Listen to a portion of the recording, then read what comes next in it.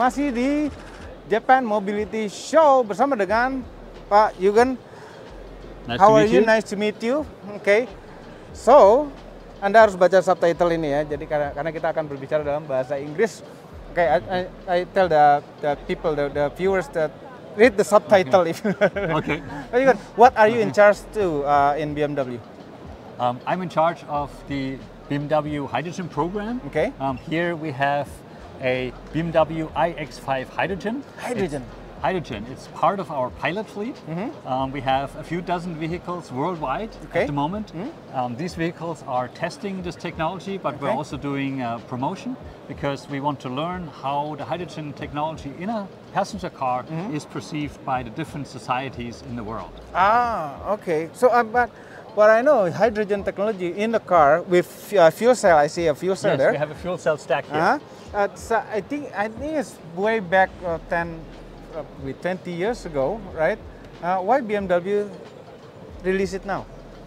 Because at BMW we are convinced that just one solution will not fit all the mobility needs of the people. And we have a strong portfolio of battery electric cars. Yes, you are. 10 years ago we had the first BMW i3 battery electric vehicle. And I love that car. I love that car. Me too. i3S especially. Ah, yes, yes. Has a great suspension too. Great suspension. But people need to use the regenerative braking. Yes. And since then, as BMW, we have rolled out battery electric cars in all of our models. Yes, you already But have. we already get feedback that some of our customers have maybe not the ideal solution with battery cars. People who don't have electric charging at home or people who just travel a lot, who need a lot of flexibility, they prefer something that they can use like they're using combustion engines today. Yep. Go to a gas station, fill it up 100% full and keep going. Okay. And hydrogen is exactly that. A hydrogen car isn't an electric car, but a hydrogen car has hydrogen as the energy source, and hydrogen tanks can be refueled in just 3 to 4 minutes, like a conventional car. Like a conventional car, like petrol or diesel. Yes, so it's a combination of electric driving. You know, it has the great acceleration, the silent ride, it's emission-free, but you can refuel the car in 3 to 4 minutes, just like a combustion car.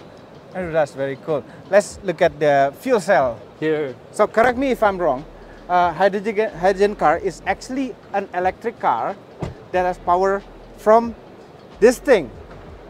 Other than, instead of a battery, it's having power from this thing, a hydrogen fuel cell, right? Exactly. So a hydrogen fuel cell converts the hydrogen that is in the tanks together with oxygen from the air that we take in through a compressor into electricity that then drives the car. These orange cables here are the electricity that go back to the electric motor. Okay. It's the same electric motor we have in our battery electric vehicles, so we have there some synergies. And the only exhaust, the combination from hydrogen and oxygen, the emission is water. It's water vapor that goes out with the rest of the... Yes, it's just water that comes out the exhaust. Okay. So hydrogen is H2 combines with O, it became H2O. Yes, that's just water. That's very nice. So in a battery electric vehicle, we have the thing called regenerative braking. Yes. Okay. So if we decelerate, we produce electricity going back to the battery. What about for hydrogen?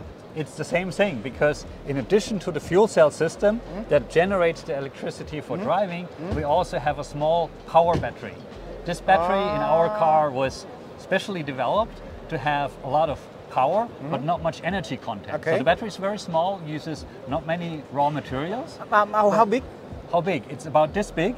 No, the capacity in kilowatt hours. In numbers, okay. Kilowatt hours. 170 kilowatt power. Okay. But the energy content is less than 5 kilowatt hours. So we have energy, not much because we don't need it, because we only need the battery for acceleration, and we use the battery to get the energy back when we're braking. Like a battery car, we can use the energy that is recuperated by the electric motor that then acts as a generator, and this electricity is put back into the battery, and then we can use it again for the next acceleration. Just like an electric car, just like a hybrid, just like a plug-in hybrid. Exactly. Oh, that's very cool.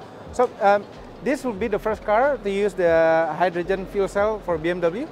It's actually not the first car we made with a fuel cell system, but this is the part of the pilot fleet that we have at the moment, which we are showcasing worldwide in all the hydrogen countries. Ah, cool. This is an X5. It's an X5. The Why base an cars, Why an X5? Yeah. Because we think that the hydrogen technology makes sense in the slightly bigger cars, where we have a lot of energy consumption. Also, this vehicle has a customer base that travels a lot. Oh yeah, yeah. And another use case for hydrogen is towing, where we have a boat or a horse towing or capacity, caravan, towing capacity. Again, there you use a lot of energy when you're traveling. Yep. So it means you have to refuel or recharge a battery car more often. Yes. And then this feature of the hydrogen car where you can refuel very quickly easy to refuel becomes more important. So that's why we selected this car as the perfect combination of all the use cases for a hydrogen car. Ah, okay. So let's look at the back. I wonder where's the tank on the hydrogen? The tank is actually inside the car in a very safe space between the passengers, is under the rear seat. Under the rear seat. This is an architecture that comes from a combustion engine, so we have a drive train, the transmission and the drive shaft, and in this car we took that out and replaced it by the hydrogen tanks. So the fuel tank replaced by a hydrogen tank? No, the fuel tank usually is under the rear seat, and there we put a hydrogen tank as well, yes. Okay. But we have 2 hydrogen tanks in this car. So, in terms of safety, hydrogen is highly flammable, right? Only in a mixture together with oxygen. Oxygen, yes. Otherwise, it's not flammable. Oh, hydrogen itself is not flammable. Yes. But how do you ensure that it's really safe? Does it have a special container or? Yes, because it's in the hydrogen tanks, and the hydrogen cannot get out of the tanks. So everything, the whole system is safe. Doesn't release hydrogen into the atmosphere. Okay. And we also did all kinds of crash testing with these cars. Oh, okay.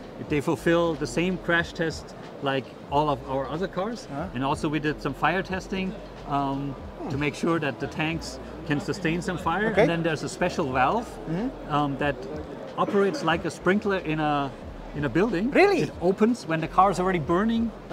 Then it opens and it releases the hydrogen some kind into of a the fire. suppression system, Yeah, it's a special system. It's not electronic, it's mechanical, just a release. So the cars are safe. We tested them with all kinds of conditions, and we know they're safe as any other car. Okay, that's good. No, because battery electric vehicle is not 100% safe. Also, it's a lithium-ion battery. No, our BMW batteries are really safe. We put a lot of effort into safety with our BMW batteries. I'm really looking forward to buy an i7 someday. It's a great car, or an i5. Or an i5. I'm an i7 kind of person. i5 is just a little bit too small for me. That's very good. Yes, but they're both really good cars. I know. I tried both. Yeah, wonderful. It's wonderful, and good thing that BMW has a hydrogen, because it completes everything. Yes, in BMW. BMW. It's really the missing piece of the puzzle.